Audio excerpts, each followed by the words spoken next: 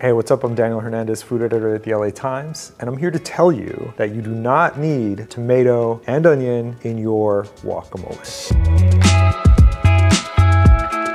I'm here to make you my super simple, super spicy, Mexico City inspired, if you will, guacamole. This guacamole comes from just picking it up, hanging out with friends on lazy weekends in Mexico City.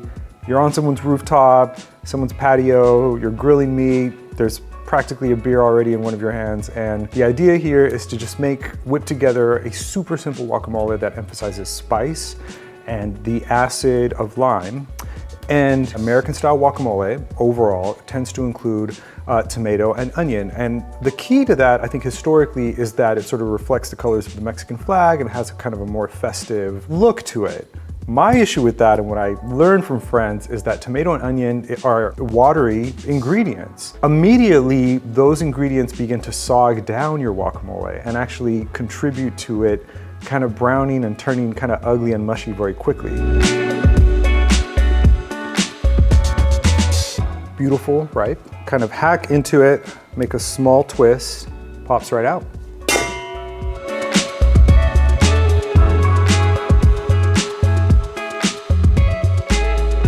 So I'm using a bowl, a large mixing bowl, and that gives us a lot of room to spread the avocado out. But if you have a molcajete, which is a mortar and pestle, made in Mexico or done in the Mexican style, and never use soap on these things, they're a beautiful instrument. The stone itself releases certain minerals literally each time that you use it.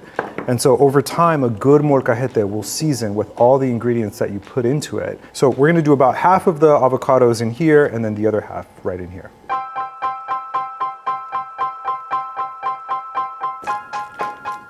And with a little bit of twist, as you can see, breaks it right down. Okay, don't be afraid to get your hands dirty or use gloves.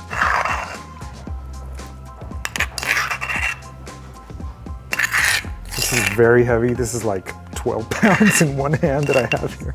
And I like to use the metate in a large bowl itself as well still.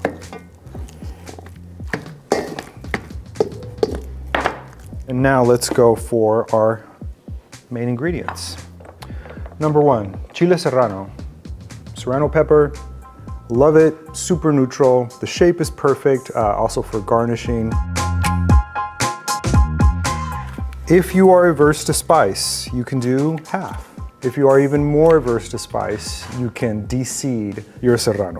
We're gonna do a rough chop here, very rough. Next, garlic. And I'm going to use my smaller molcajete to break the garlic down and get it to open its flavor. And then I'm also gonna chop down a little further.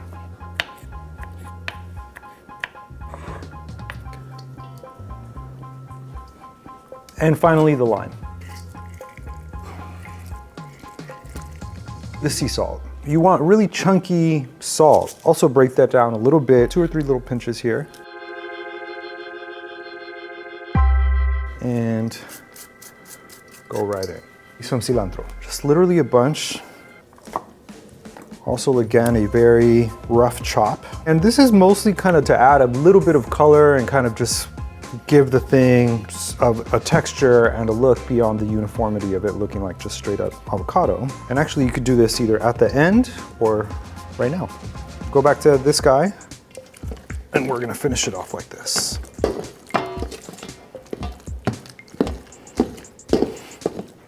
Now we're gonna fry our own tortilla chips. What I want to suggest to you is to not use store-bought ready-made tortilla chips. Why? Well, because super fresh flash-fried tortilla chips just taste really good. But another great option that doesn't involve any frying is just using straight-up tostadas that are intended for usually for ceviches or for making a kind of savory tostada with meat on top. Just get some of these, break them down, put them in a bowl, and they work perfectly.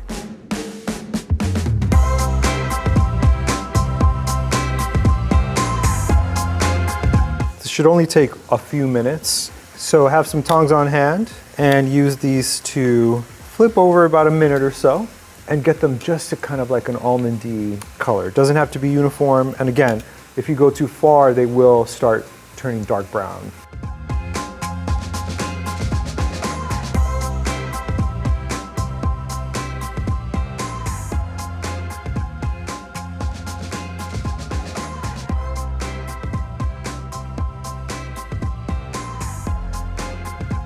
Homemade, super spicy Daniel's Mexico City inspired guacamole. Enjoy.